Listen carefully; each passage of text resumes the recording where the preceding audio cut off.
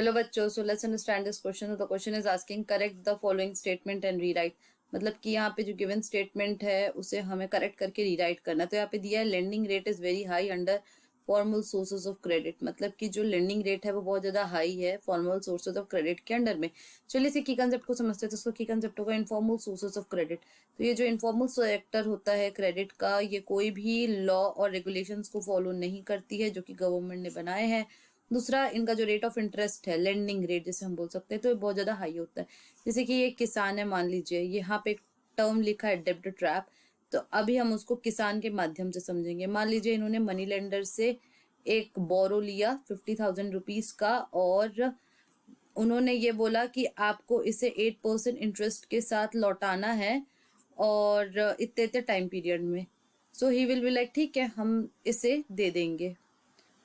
अब क्या होगा कि ये जो मनी लेंडर होगा तो वो थोड़ी सी चालाकी करेगा। कैसे कि ये जो बेचारा किसान होगा ये 50,000 रुपीज विद 8% इंटरेस्ट लौटा चुका होगा, बट स्टिल चूंकि इसे कोई सुपरवाइज नहीं करता है इनफॉर्मल सेक्टर ऑफ क्रेडिट को, तो ये यहाँ पे बोलेगा कि तुमने तो मेरे पैसे वापस किए ही नहीं है, तो मेरे पैसे जल्द से जल्द लौटाओ।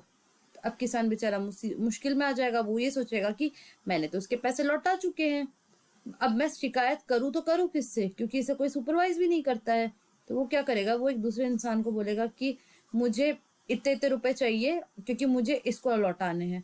तो वो क्या होगा, वो एक चेन में फंसा जाएगा, वो एक विशियस ट्रैप में फंसा जाएगा जिसे हम बोलते हैं डेब्ट ट्रैप। और ये सिचुएशन क्यों आती है, क्योंकि जो इनफॉर्मल सेक्टर क्रेडिट होता है ना, इसको कोई सुपरवाइज नहीं करता है। और ये किसको इसको इंक्लूड करता है, ये इंक्लूड करते हैं friends, family member, money lender etcetera. अब एक स्टडी में पाया गया है कि जो भी रूरल एरियाज हो गए जिसमें गरीब लोग होते हैं, वो जनरली हमारा फॉर्मल सोर्सेज ऑफ क्रेडिट की जगह इनफॉर्मल सोर्सेज ऑफ क्रेडिट पे ही डिपेंड होते हैं। तो ऐसा क्यों है? पहला तो है एब्सेंस ऑफ कोलैटरल। कोलैटरल मतलब होता है कि कोई डिपॉजिट होना। तो जो बैंक होती है वो आपको डिपॉजिट और सिक्योरिटी के तौर पे देखती है कि आपके पास वो है या नहीं है।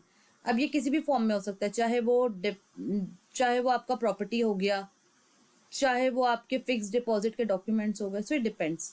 दूसरा है कि जो रिमोट एरियाज है वहां पे नंबर ऑफ बैंक्स भी कम है, इसीलिए। So what will be the final answer? The final answer होगा इनफॉर्मल, क्योंकि जो लेंडिंग रेट है वो हमारा हाई है फॉर्मल में नहीं, इनफॉर्मल में, क्योंकि इनफॉर्मल को कोई सुपरवाइज नहीं करता। So I hope this question has been clear to you. Thank you and best of luck.